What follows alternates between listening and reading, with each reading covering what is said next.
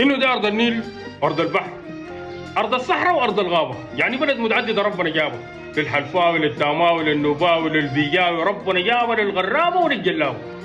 بدل نتوحد ونبقى احبابه نقوم نتقاتل وتبقى حرابه، وكل يوم يموت شبابه، يوم جهويه ويوم قبليه دموع الدم بالسيل في ترابه، وكل ذول مطنش متغابه. البلد دي وين كباره؟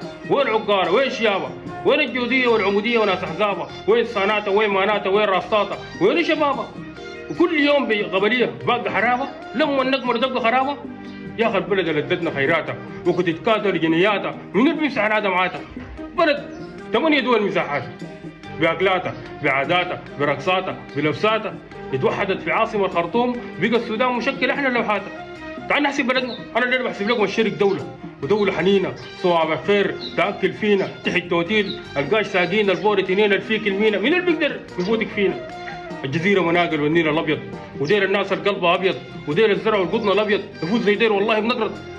نهر النيل شماليه، بلد بالطيبه مرويه، نخل وتشابي داسيه، ذهب من الله كاسيه، من اللي بيقدر بخليها؟ دارفور الغره، الكسد الكعبه وبارك الله، رغم الزر وعشت المره، خير دارفور ملاني جوا البره، نفوت زي ديل من نضره.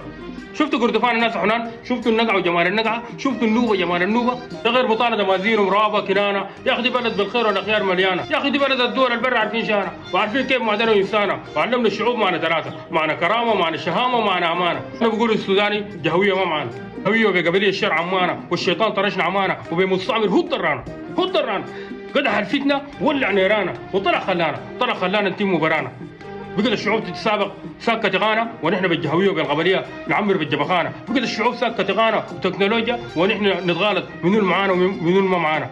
والبلد رجانا، بلد رجانا، نعمل مستشفى، مصنع، شفخانه، ونزرع تينا ورمانه. دي لما تكبر بيجي بعدين بلقى جنانا ورانا، دي لما تكبر بيجي بعدين بلقى اولادنا ورانا.